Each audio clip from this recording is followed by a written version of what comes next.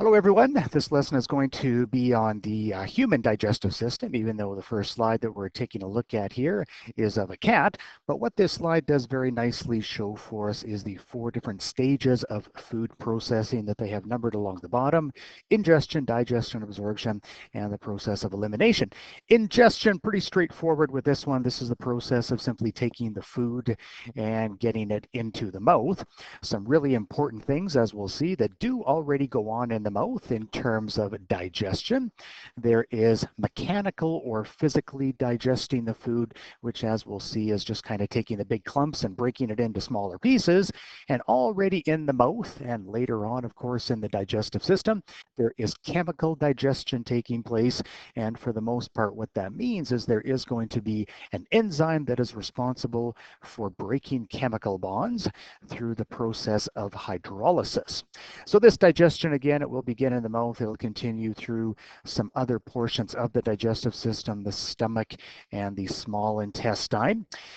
What you also need to do, of course, is not only break down the food, but now get the food into your body so it's accessible to all of your cells. You can kind of think of the digestive tract, also called the alimentary canal, as really just being a tube that's passing through your body from the beginning, the mouth, until the end, which is the rectum and the anus. And what you need to do after breaking down the larger pieces of food into the monomers, or the building blocks, is move them across the gut lining and into the blood. So this process of eventually taking things from the intestines, for the most part the intestines, and moving it into the blood, that is the process that is referred to as absorption. And we'll see the vast majority of that takes place in the small intestine and the first part of the small intestine. Finally, what is coming out the other end, the end of the colon or the large intestine, stored in the rectum out through the anus, is actually not waste. Waste is referring to something that is produced by the body cells, something like carbon dioxide, for example. But what is coming out through the anus, in fact, was never inside of the body. It's not produced by the cells, so technically it's not considered waste. What it is the undigested portion of the food. You have enzymes that simply cannot break everything down. You have a whole bunch of bacteria in your large intestine that also cannot break everything down in terms of the food that you ingested. So what is coming out the end through the process of elimination is the undigested portion of the food. This picture here does show us the major macroscopic structures. That is the ones that you don't need a microscope to see, associated with the digestive system. We have a number of structures that food is going to be passing through. So of course, starting with the mouth, I'll kind of trace the other structures. This is the esophagus, down into the stomach. First part of the small intestine in purple here, the duodenum. Tucking around behind here, also in purple, this is all the small intestine. And again, as we'll see, that's where most of the action is taking place in terms of digestion and absorption. And then we have that food going up into the large intestine here, and eventually traveling out through the end of the large intestine, stored in the rectum, and out through the anus. Small and large intestine, in terms of terminology, it is the small intestine because of the diameter. It is a smaller diameter with the small intestine compared to the large intestine, which is a larger diameter. Lengthwise, the small intestine, in fact, is much, much longer than the large intestine. We have a number of other structures in this diagram as well that food does not actually pass through. So these are referred to as accessory organs associated with the digestive system. So those include, in and around the mouth, the salivary glands producing saliva, and we'll talk about the contents of saliva. It includes this structure right here. I'll just put an L for liver, the largest internal organ in your body. Many multiple functions, but one associated with digestion, as we'll see, is the production of bile or bile salts. Those bile salts, they are transported to this structure right here, the gallbladder. I'll just put a G for gallbladder. It is there that the bile is going to be concentrated and stored until it is required. And then when it is required, it is dumped into the first part again of the small intestine, which is the duodenum. The final accessory structure here tucked in behind the stomach and the intestines, this is the pancreas. We'll see, again, the pancreas has multiple different functions, some of which are related to digestion, and that includes the production of a base, which is bicarbonate or bicarbonate ions, and a number of different digestive enzymes. And as with the contents from the gallbladder, these will also have a tube which is connecting the pancreas to the duodenum, the first part of the small intestine. So let's start at what's going on in the mouth. So in the mouth, of course, we have some structures like the teeth and the tongue. And the tongue is going to move the food to the area of the teeth, and then the teeth are going to, well, chew the food. This is actually an incredibly important process because what you're taking are big chunks of food, and you're really breaking it into smaller pieces of food. So this is the process of mechanical or physical digestion, but what it also does is it eventually greatly aids in the other kind of digestion, which is chemical digestion. Again, the chemicals are going to be the enzymes, and the way that these enzymes do attack the foodstuffs is only on the surface. So here, where we have a very large clump of the food, there just isn't that much of a surface in order for these enzymes to be efficient. So what chewing the food does is it's going to increase the surface area.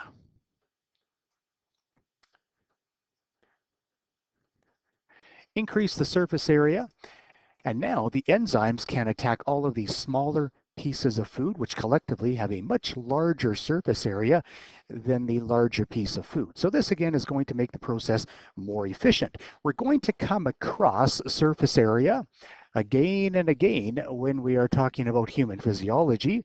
And as a general rule, just kind of keep in mind that whenever you are increasing the surface area, whatever it is that we're talking about, it is going to make a process more efficient. And in this case, it's going to increase the efficiency of enzymatic digestion by increasing the surface area. So what chemicals are actually produced and dumped into the mouth? Well, where they come from is from the salivary glands. So that includes up above here, down below the mouth as well. In the salivary glands, several things that you'll find. Water. This is going to soften the food, moisten the food, allow it to pass more easily through the digestive tract. Mucus, slippery substance. Again, it's going to make it a little bit easier for the food to travel through the digestive tract.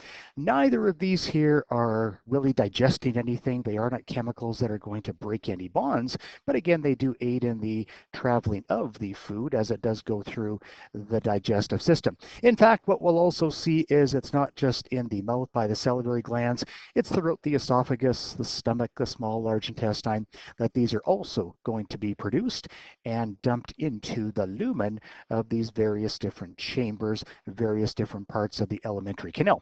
The other one that we do have, that we do find in the saliva, is our first enzyme, and it is the enzyme salivary amylase. Just remember that whenever you do see this ending ASE, chances are this is an enzyme that we're talking about, and it is the enzymes that are going to be responsible for the chemical digestion. Remember that enzymes, they are incredibly specific. They act on only one or very few different substrates. In the case of this enzyme, what it is primarily going to be acting on is the carbohydrate storage form that you get in plants, which is starch, and also on the carbohydrate storage form from animals, which is glycogen.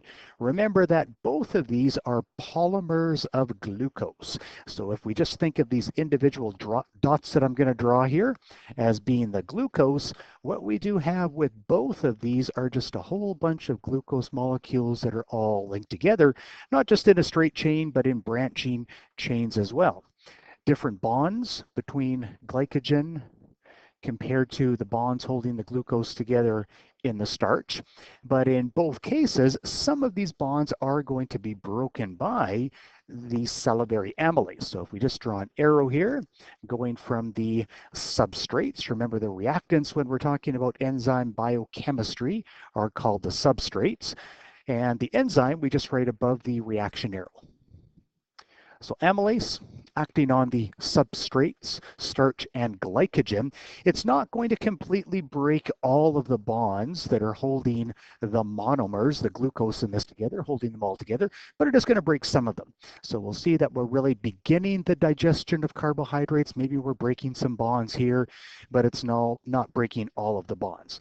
So at most, what we're really going to get is disaccharides, where we have two of these monomer glucose that are held together.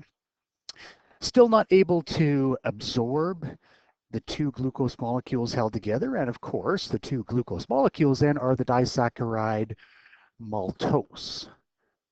Okay, again, the OSE ending, we're talking about a sugar. So we're taking long chains of glucose molecules using the salivary amylase enzyme to break it into smaller chains of glucose and maybe down to the disaccharide maltose. So now we're going to take that food, partially digested food, very partially digested food. The tongue is going to move it to the back of the mouth. And of course, eventually, you do want that food to be traveling down toward the stomach. So the tube that's going to take it there is going to be the esophagus, but there are a few other details that you do need to know about in terms of the swallowing process. Swallowing is a voluntary action. It's controlled by voluntary muscles. In other words, you do have conscious control over it. So when you do take that food and move it to the back of the mouth, a couple of things that you don't want to happen. You don't want to have that food going up into the nasal cavity, up into the nose. You also don't want that food going down the larynx, because that would take the food toward the lungs. So you have a couple of flaps of tissue that are going to prevent the food from going into either of these locations. What we do have at the back of the mouth, right at the very end of the palate, this is the hard palate that I'm showing here in red, and then this flap of tissue here, that is the soft palate, the very back of the soft palate, called the uvula or uvula. And what it is going to do when you swallow the food is it's just going to block that passageway that would take the food up into the nasal cavity. So that one again, uvula or uvula is what that one is called. Another flap of tissue, probably even more important, this one right here, labeled the esophagus, kind of similar though, in that it's going to block the entranceway into another route where you don't want that food to go. So the epiglottis right here, when you're swallowing the food, this flap is going to go down, and it's then going to block the entranceway into the trachea. So what we've really now accomplished is we really only have one route for the food to take, and that is going from the mouth and down this tube here, which is of course toward the stomach, and that tube is the esophagus. Right at the very top of the esophagus, there is what is referred to as a sphincter muscle. There are several different sphincter muscles that we are going to come across. You can think of these sphincter muscles as a couple of different things, sort of a drawstring. You pull on the drawstring and it closes it. You loosen the drawstring and it opens it. Or you can also think of it sort of as a donut, where sometimes there is no hole in the donut, and other times you can open up that hole in the donut. So when the donut hole is open up, things can go through. When the donut hole is closed, things cannot go through. Well, at the very top of the esophagus, there is a sphincter muscle, which is going to allow the food to go into the upper portion of the esophagus, and it is called the upper esophageal sphincter. Upper esophageal sphincter. So now we can have that food that is going down into the esophagus. And now we also have a very important process that's taking place, the beginning anyway of this process, which is called peristalsis. And here it has is labeled as a peristaltic wave. This is a wave of muscular contractions that are going to propel the food, in this case from the esophagus down to the stomach. But as we'll see, it is in fact through the entire digestive system to continue the movement of the food from the mouth and eventually down to the end of the large intestine. So the way that this works, these wave of peristaltic contractions, is you're going to have muscles up above, as we can see here, that are contracting. Down below, right here though, the muscles are relaxed. So that allows the food to be pushed down into the next segment. Then we're going to have this region where it was just relaxed. It is going to contract now down below. The muscles are relaxed, and we can move that food down a little bit further. All of this again is under involuntary control. Only the swallowing process was voluntary. From that point on through the rest of the digestive system, it is all involuntary. The lining of the digestive tract, there is what's called the epithelial lining, cells that are directly in contact with the lumen of the esophagus and the stomach and the small intestine, but there are also multiple muscular layers. These are smooth muscles, and smooth muscles are those that are not under voluntary control. So eventually we do have that food that is going to reach the entrance into the stomach right here. And what we have is another sphincter muscle right here. The one at the top of the esophagus, again, was the upper esophageal sphincter. This one here goes by a couple of names, either the lower esophageal sphincter and also known as the cardiac sphincter. Cardiac sphincter. Called the cardiac sphincter because it is very close to the heart. Things associated with the heart are called cardiac. So this is the cardiac sphincter. So when that one does relax, as we see in this last picture here, we can see that now the food can now travel down into the stomach. So in the stomach, if we do take a look at the anatomy of the stomach, we can notice a couple of different things. You don't need to know all the different parts and language associated with the stomach, but we do see, again, labeled here, the lower esophageal or the cardiac sphincter right here. We can also see very nicely that there are different muscular layers. There are 3 different muscular layers. So in this case, just like in the esophagus, they are going to be for propelling the food through the digestive system, but they're going to do something else here as well. They're also going to be mixing the food, which, by the way, once it does enter into the stomach, it is now referred to as the chyme, C-H-Y-M-E. Further up, it's sometimes referred to as the bolus as it's traveling down through the esophagus. All really just referring to the same thing, though, the food that you did take into your mouth in the first place. So contractions of these muscular layers are going to mix the food. They're going to mix the food with some gastric juices, and we'll see what exactly is in those gastric juices very shortly here. We also have a whole bunch of folds in the stomach, which is called rugae, and these folds, what they're going to do is stretch out when you do eat a meal. So the size of the stomach can expand maybe 2 or 3 or 4 times its original size when you are eating a fairly large meal. We can see another structure that's kind of important here for you to know. At the outlet of the stomach, there is another sphincter muscle, the third one that we're now coming across. So we've seen the upper and lower esophageal sphincters. This one at the exit out of the stomach, it is called the pyloric sphincter, and it's going to regulate the movement of food going into the next portion, which is the first segment, the first 25 centimeters or so of the small intestine, which is the duodenum. So what is going on in the stomach besides the mixing of the food? The lining of the stomach is going to have mucus secretions on it, just like the mucus secretions that we would have found in the esophagus and also further down in the intestines. But in this case here, the mucus is very, very thick. So we'll see that that mucus is important for a couple of significant reasons. So that's a little bit of a change in terms of what we see inside of the stomach and the lining of the stomach compared to a number of other structures that the food is going to be passing through. This picture here is showing us a section of the stomach and some of the cells that we would find that are lining the surface of the stomach. So we have here the epithelial cells that I mentioned before, and they are going to be some of the ones that are producing the mucus. What this mucus is going to do is the region right around the stomach, right here where we do find the mucus kind of showing here in this darker blue color, that is going to have a pH of somewhere around 7.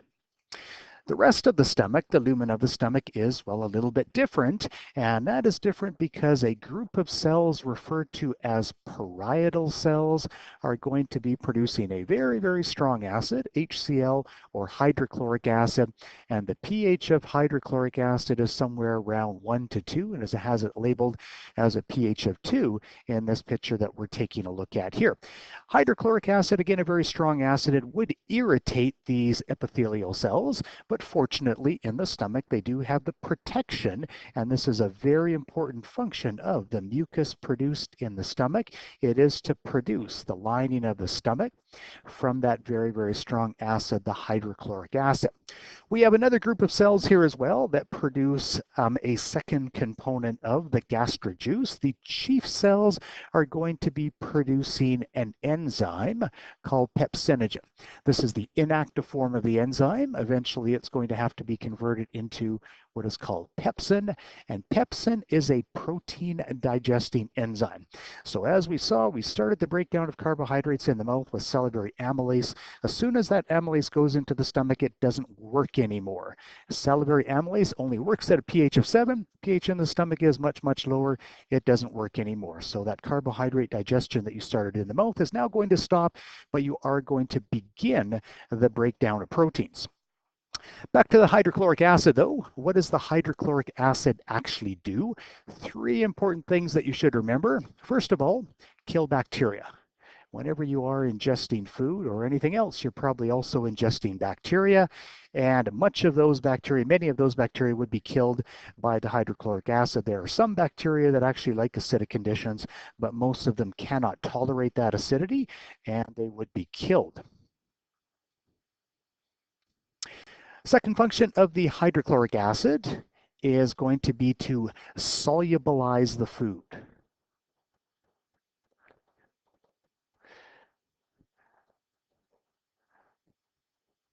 The hydrochloric acid is not really breaking any chemical bonds. So if we talk about proteins, it's not breaking the peptide bonds. But what it can do is it can interrupt the three-dimensional folding of these proteins. And that can make it a little bit easier for the protein digesting enzymes to now act. So we're mixing it around with these digestive juices, and we talk about the hydrochloric acid as solubilizing the food. The last function of the hydrochloric acid is to activate the pepsin.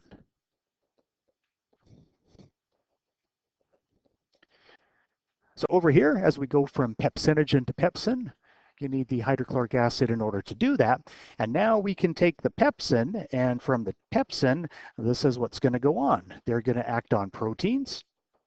As with the carbohydrate digestion that is taking place in the mouth, the process is going to begin, but it's not going to be finished. So we're not going to take the proteins and completely break them down into the individual amino acids, but they will be broken into smaller chains, which we'll just call peptides. Number of amino acids still linked together. And again, these peptides, they still would not be able to be absorbed. We do have to finish off the breakdown into the individual monomers or the amino acids.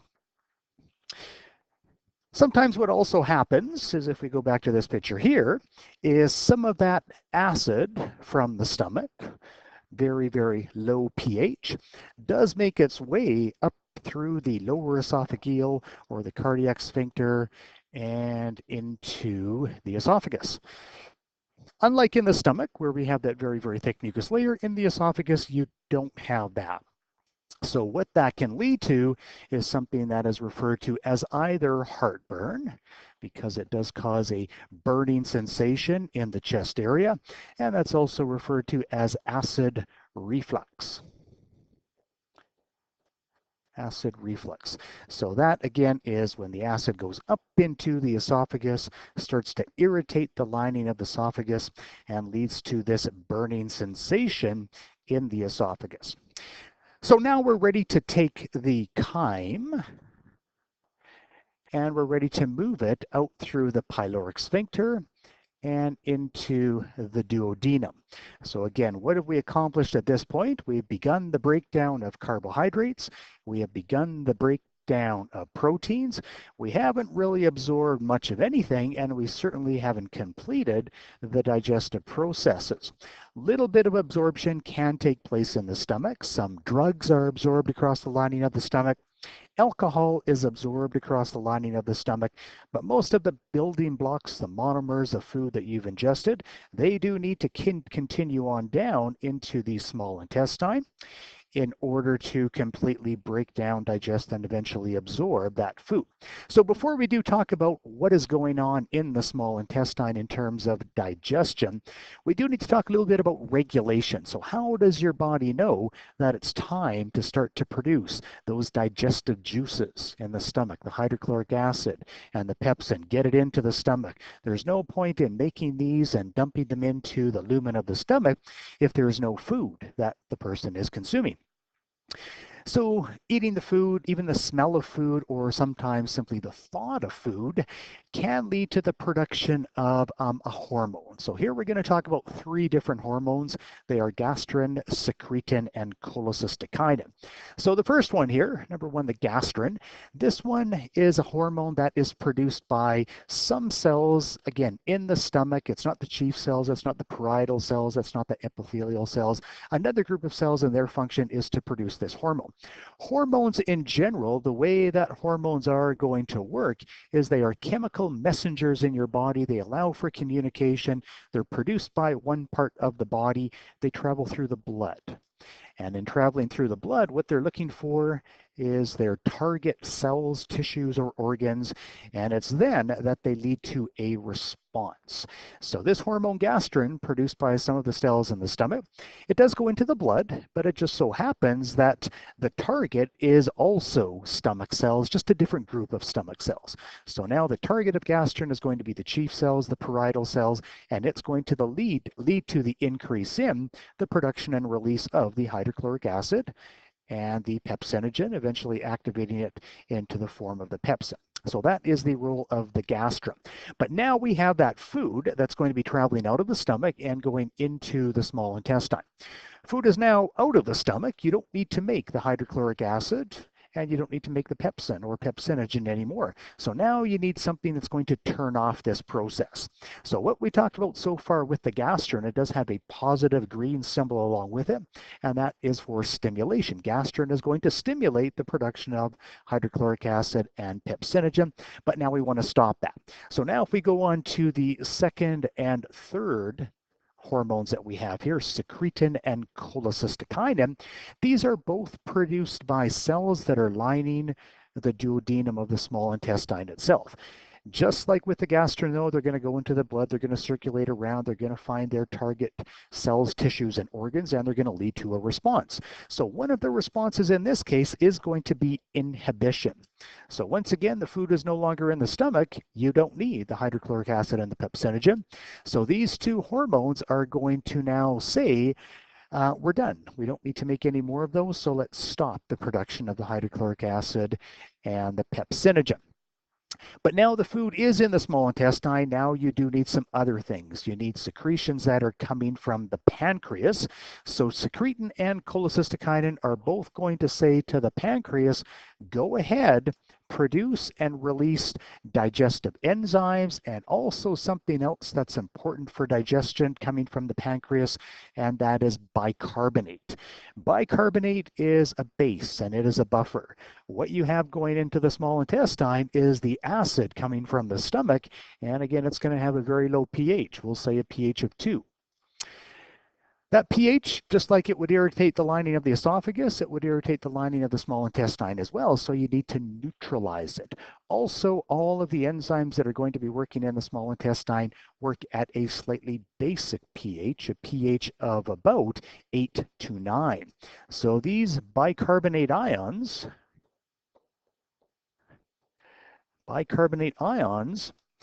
they are going to serve as a base, so they're going to bring that pH up much higher than before, and they're going to serve as a buffer, which is going to prevent any further changes in pH.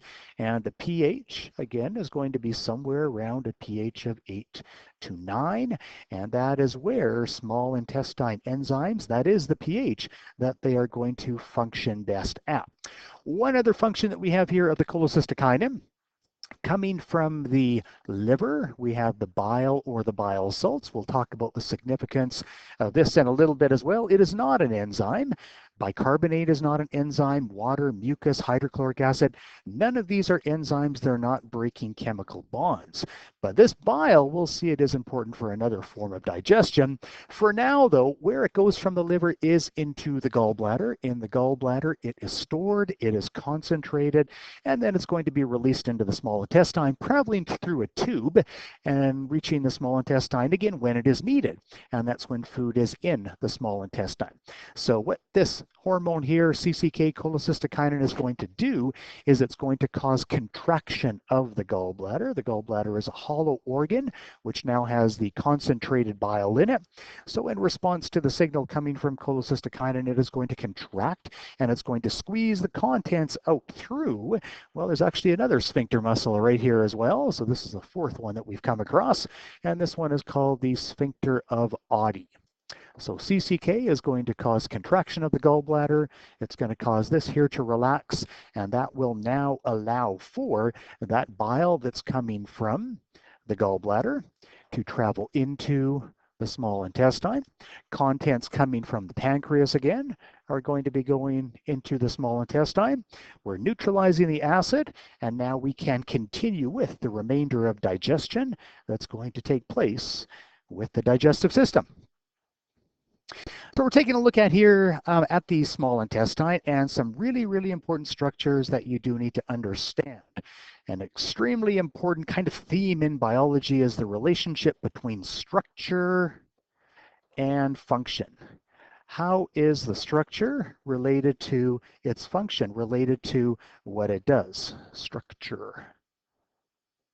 Structure-function relationship. So in the small intestine, this sort of cut that we do see here, what we can see is that there are a number of folds in the small intestine. Sort of think of these as kind of like the folds, I guess, in the stomach. And on top of these folds, though, if we just zoom in on the box, just like they're showing here, and take a look at this picture at the upper right-hand side, what we can see is that on top of these folds, there are smaller folds. So we have folds on top of folds. So these smaller folds are referred to as the villi.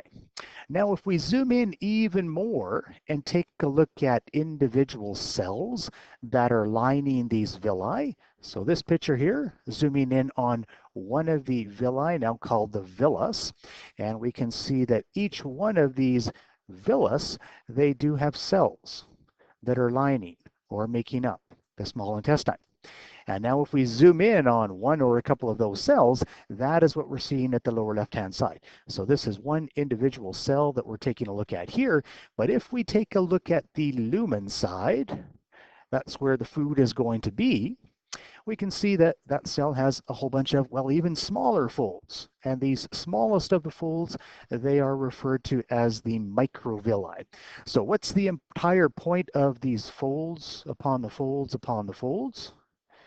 Increase surface area. Again, as you increase the surface area, it's going to make a process more efficient. What process are we talking about here? Well, again, eventually what you need to do is you need to move the broken down products of the food across the lining of the small intestine, going from the lumen and eventually into the blood. So in order to maximize that, we want to have a very high surface area, and that is accomplished through the microvilli, the villi, and the larger folds that we do have in the small intestine. We can see in a couple of other structures that are significant here in terms of the individual villus that it's showing. We can see that running up through the center of this villus here, we do have a couple of important things. In red, and in blue, these are the blood vessels. So if we're talking about the breakdown products of food, this is eventually where we want to get it. So some of the things are going to pass directly into the blood.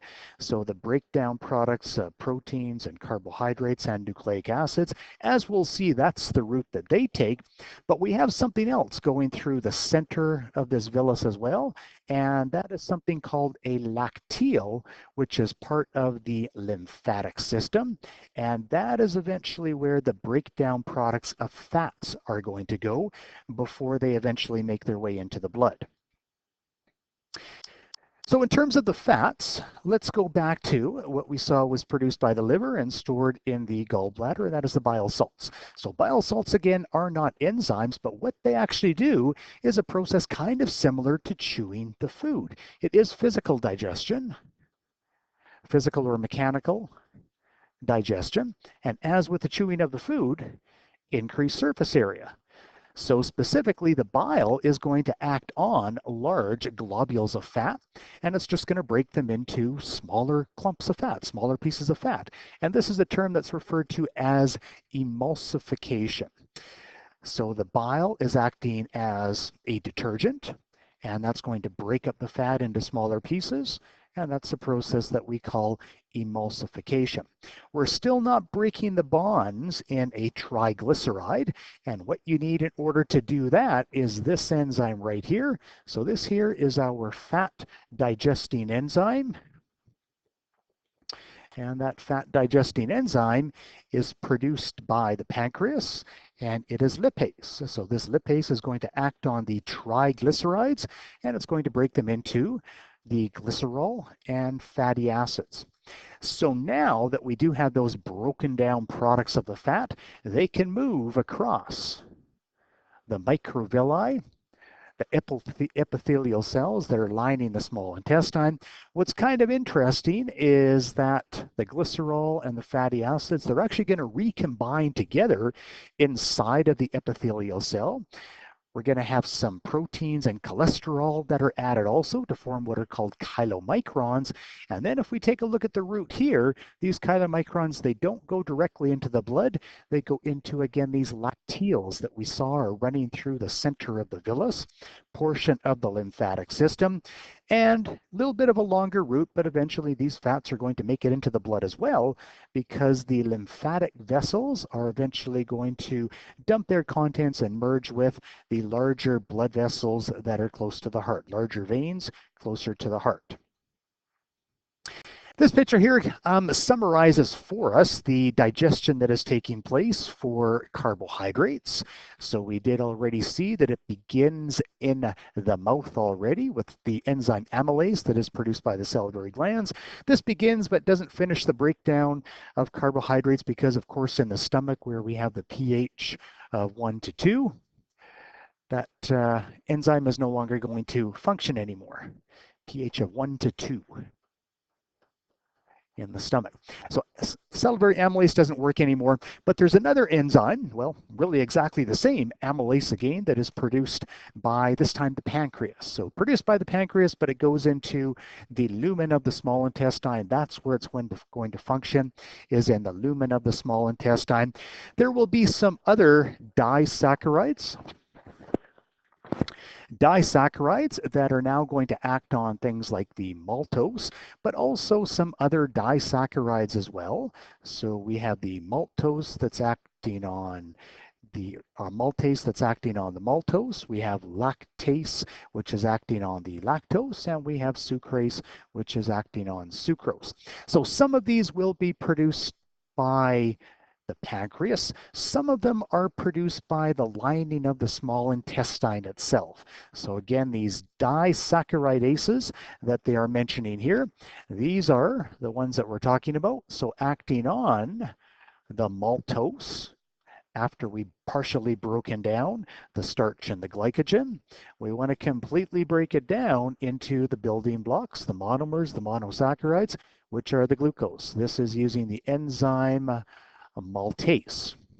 The milk sugar, lactose, will be acted on by lactase. Again, each of these enzymes are really, really specific, and this is going to break it down into the glucose and galactose.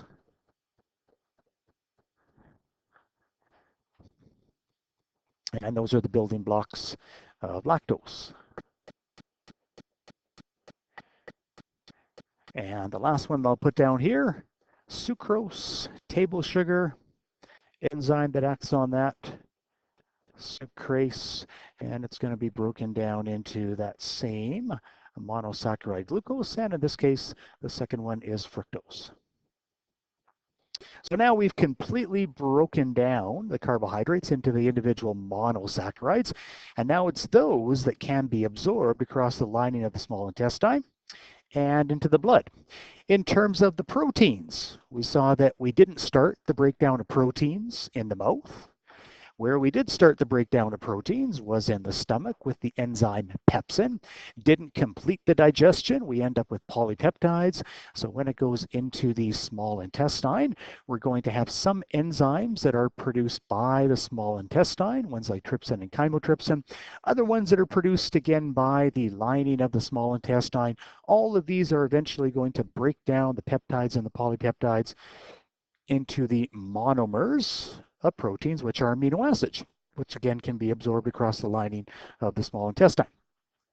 Not quite as important for us, but nucleic acids as well. You also need to break those down and eventually completely breaking them down into their building blocks, which includes the nitrogen bases, the sugars, and the phosphates. And that includes some enzymes that are produced by the pancreas, and again, some enzymes that are produced by the lining of the small intestine itself.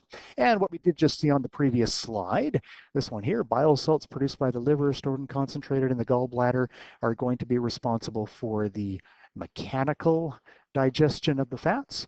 And then this one here, the lipase, is going to be responsible for the chemical digestion, breaking the fats into the glycerol and the fatty acids.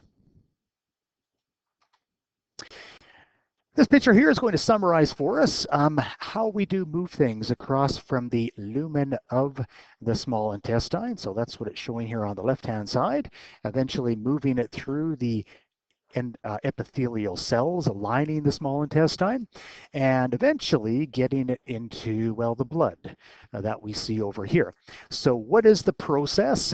Well, when we're talking about monosaccharides like glucose and galactose and fructose, in some cases, it's facilitated diffusion.